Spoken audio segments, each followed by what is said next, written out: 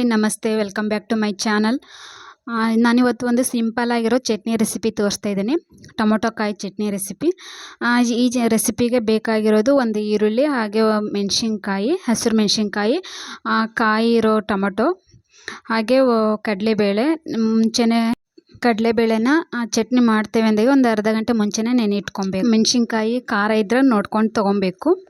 ಹಾಗೆ ಈ ಟೊಮೊಟೊ ಕಾಯಿ ಮೆಣಸಿನ್ಕಾಯಿ ಇದಾವಲ್ಲ, ಇವೆರಡನ್ನೂ ಕ್ಲೀನಾಗಿ ಹೆಚ್ಕೊಂಡು ಸ್ವಲ್ಪ ಉಪ್ಪು ಹಾಕಿ ಬೇಯೋದಕ್ಕೆ ಇಡಬೇಕು.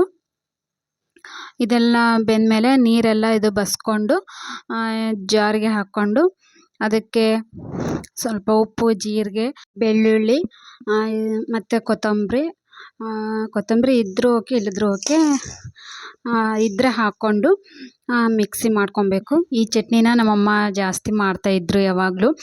ಟೊಮೊಟೊ ಕಾಯಿ ಇತ್ತು ಅನ್ನೋಕ್ಕೆ ಸುಮ್ಮನೆ ಈ ಚಟ್ನಿ ಎಲ್ಲ ಮಾಡಿ ರೊಟ್ಟಿ ಮಾಡಿಬಿಡ್ತಿದ್ರು. ತೆರೆ ಆಗಿದ್ರೂ ನಡೆಯುತ್ತೆ, ತೀರ ಪೇಸ್ಟ್ ಆಗ್ಬೇಕಂತೇನೇನಿಲ್ಲ.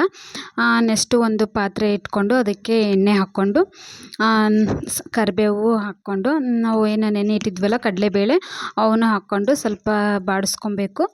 ಸ್ವಲ್ಪ ಕಲರ್ ಚೇಂಜ್ ಆಗೋವರೆಗೂ ಬಾಡಿಸ್ಕೊಂಡು ನಾವು ಈರುಳ್ಳಿ ಏನು ಹೆಚ್ಚಿಟ್ಕೊಂಡಿದ್ವಲ್ಲ ಒಗ್ಗರಣೆಗೆ, ಅದನ್ನು ಹಾಕ್ಕೊಂಡು ಅದನ್ನು ಸ್ವಲ್ಪ ಫ್ರೈ ಮಾಡ್ಕೊಳ್ಬೇಕು. ನೆಕ್ಸ್ಟು ಪೇಸ್ಟ್ ಮಾಡಿ ಏನು ಇಟ್ಕೊಂಡಿದ್ವಲ್ವ ಅದನ್ನೆಲ್ಲ ಕ್ಲೀನಾಗಿ ತೆಗೆದು ಅದಕ್ಕೆ ಹಾಕಿ ಮಿಕ್ಸ್ ಮಾಡಬೇಕು. ಇಲ್ಲಿ ಬೇಯಿಸೋದಕ್ಕೂ ಸ್ವಲ್ಪ ಉಪ್ಪು ಹಾಕಿರ್ತೀವಿ, ಆವಾಗ ನೆಕ್ಸ್ಟ್ ಮಿಕ್ಸಿ ಮಾಡುವಾಗ ಸ್ವಲ್ಪ ಉಪ್ಪು ಹಾಕಿರ್ತೀವಲ್ವ, ಇದನ್ನೆಲ್ಲ ಹಾಕಿದ್ಮೇಲೆ ರುಚಿ ನೋಡಿಕೊಂಡು ಆಮೇಲೆ ನೆಕ್ಸ್ಟ್ ಸ್ವಲ್ಪ ಉಪ್ಪು ಹಾಕ್ಕೊಬೋದು. ಇನ್ನು ಸ್ವಲ್ಪ ಎಣ್ಣೆ ಕಡಿಮೆ ಆಯಿತು ಅನಿಸುತ್ತೆ, ಎಣ್ಣೆ ಬೇಕಾದರೆ ಜಾಸ್ತಿ ಹಾಕ್ಕೊಬೋದು.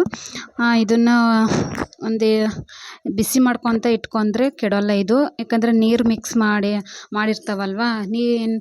ನೀರು ಮಿಕ್ಸ್ ಮಾಡ್ದಂಗೆ ಇದ್ದು ಚಟ್ನಿ ಅವೆಲ್ಲ ಆದರೆ ತಿಂಗಳಂಗಂಟ್ಲೆ ಇರುತ್ತೆ. ಇದು ನೀರೆಲ್ಲ ಮಿಕ್ಸ್ ಮಾಡಿರ್ತಾವಲ್ವ, ಇದನ್ನು ಬಿಸಿ ಮಾಡ್ಕೊತಾನೆ ಇರಬೇಕು.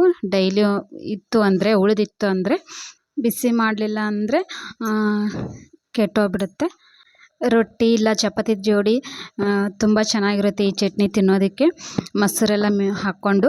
ಓಕೆ, ಈ ಚಟ್ನಿ ರೆಸಿಪಿ ನಿಮಗೆ ಇಷ್ಟ ಆಗಿದ್ದರೆ ಪ್ಲೀಸ್ ಒಂದೇ ಒಂದು ಲೈಕ್ ಕೊಡಿ, ಶೇರ್ ಮಾಡಿ, ಕಮೆಂಟ್ ಮಾಡಿ, ಸಬ್ಸ್ಕ್ರೈಬ್ ಮಾಡಿಕೊಂಡು ಸಪೋರ್ಟ್ ಮಾಡಿ. Okay, bye, take care, thank you for the watching.